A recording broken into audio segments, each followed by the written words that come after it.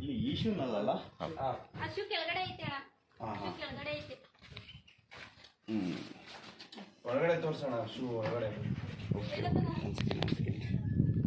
ಇದೆಯಾ? ಇಲ್ಲ ಇಲ್ಲ, ಅದಲ್ಲ ಕಾಣಿಸ್ತಿದೆ ನೋಡಿ.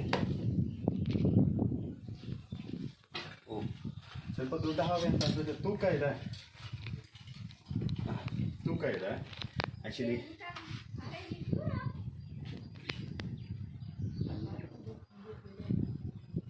ಕಾಣಿಸ್ತಾ ಇದೆಯಾ?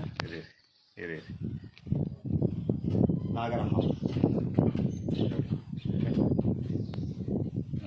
ನಾಗರ ನೋಡ್ತಾ ಇದ್ದಾರೆ. ಸರಿಯಾಗಿ ಕುಂತಿದೆ ಸರ್. ದಪ್ಪ ಐತಣ್ಣ, ಹಾಂ, ದಪ್ಪ ಇದೆ. ಚಿಕ್ಕದು ಇದಕ್ಕೆಲ್ಲ ದಪ್ಪ ಐತೆ ಕಣಕ್ಕ. ಈ ಥರ ಶೂನಲ್ಲಿ ಕೂತ್ಕೊಂಡಾಗ ಸಡನ್ ಕೈ ಇಟ್ಬಿಡ್ತೀರಾ, ಏನಾಗುತ್ತೆ? ಆಕ್ಸಿಡೆಂಟ್ಸ್. ಹೌದು ಸರ್, ಅದಕ್ಕೆ ಆಗಬಾರ್ದು ಅಂತಾನೆ.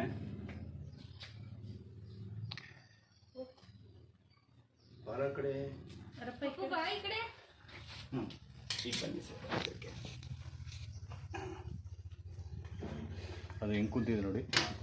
ಕ್ಲೀನಾಗಿ ತೆಕ್ಕೆ ಹಾಕೊಂಡು ಕೂತ್ಕೊಂಡ್ಬಿಟ್ಟಿದೆ. ಬೈಕ್ ತೋರಿಸಿ ಬಾ ಈ ಕಡೆ. ಕ್ಲೀನಾಗಿ ಹೇಗೆ ಎಲ್ಲಿ ಇಲ್ಲ, ನೋಡಿ ಬರ್ರಮ್ಮ, ಏನಾಗಲ್ಲ. ಬರಲ್ಲ, ಬನ್ನಿ. ಅದಂಗೆ ನಿಮಗೆ ಇದು ಅವೇರ್ನೆಸ್ ಮೂಡಿಸೋದಕ್ಕೆ ಒಂದು ಈ ವಿಡಿಯೋ ತುಂಬ ಅವಶ್ಯಕತೆ ಇರುತ್ತೆ. ಸಾಕಷ್ಟು ಜನಕ್ಕೆ ಇದನ್ನು ತೋರಿಸ್ಬೇಕು. ಏಕೆಂದರೆ ಇದನ್ನು ನೋಡಿದಾಗಲೇ ಜನ ಶೂನಲ್ಲಿ ಹಾವಿದೆ, ಇನ್ಮೇಲೆ ನಾನು ಶೂ ಹಾಕೊಂಡು ಬೇಕಾದ್ರೆ ಏನು ಮಾಡಬೇಕು, ಕೊಡಬಿಟ್ಟು ಹಾಕೊಬೇಕು ಅನ್ನೋದು ಪ್ರತಿಯೊಬ್ಬರಿಗೂ ನಡ್ಸುತ್ತೆ. ಜನಕ್ಕೆ ಶೂ ಒಳಗೂ ಇರುತ್ತೆ ಅಂತಾನೆ ಇದೇ ಇರಲ್ಲ. ಇದು ನಾನು ಶೂನಲ್ಲಿ ಸಾಕಷ್ಟು ಹಾವುಗಳನ್ನ ತೆಗ್ದಿದ್ದೀನಿ. ಆದರೆ ಈಗ ಜನಕ್ಕೆ ಏನು ಗೊತ್ತಾ, ಈಗ ಬಿದ್ದಿದ ತಕ್ಷಣ ಗಾಯ ಆಗುತ್ತೆ, ನೋವಾಗುತ್ತೆ. ಆ ನೋವೆಲ್ಲ ಹೋದ್ಮೇಲೆ ಮತ್ತೆ ಅದೇ ಥರ ಬೀಳ್ತಾ ಇರ್ತಾರೆ. ಈಗ ಮಾತ್ರ ತಕ್ಷಣಕ್ಕೆ ಇದು ಮಾಡ್ತಾರೆ. ಬರೀ ಶೂ ಮಾತ್ರ ತೆಗಿತಾ ಇದ್ದೀನಿ ಸರ್, ಓಕೆನಾ? ಹಾಂ, ನೀವು ಇರಬೇಕಾ?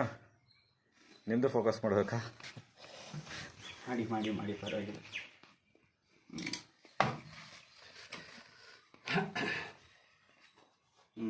ಎಷ್ಟು ಚೆನ್ನಾಗಿ ಮಲಿಕೊಂಡಿದೆ ನೋಡಿ.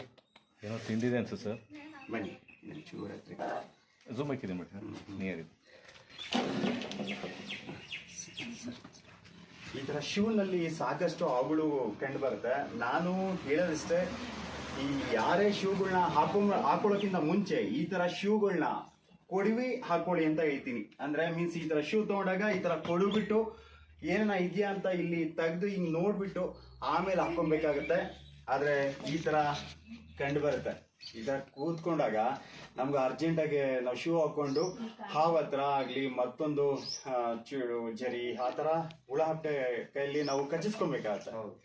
ಅದರಿಂದ ಸ್ವಲ್ಪ ಜಾಗೃತಿಯಿಂದ ಶೂ ಹಾಕೊಳ್ಳಿ. ಈ ಥರ ಹಾವುಗಳು ನೋಡಿ, ಹೊರಗಡೆ ಬಿಸಿಲಿರೋದ್ರಿಂದ. ಯಾಕಪ್ಪ ಬಂದೆ ನಗಣ ಯಾಕೆ ಬಂದ್ರ?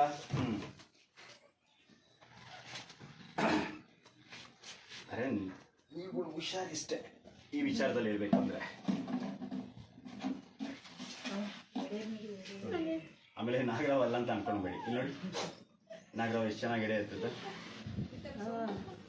ಬುಸ್ ಬುಸ್ ಅಂತ ಸೌಂಡ್ ಮಾಡ್ತಮ್ಮ. ಇಲ್ಲ ಬಿಡು, ಡಬ್ಬಲ್ ಹಾಕಂತಾರ.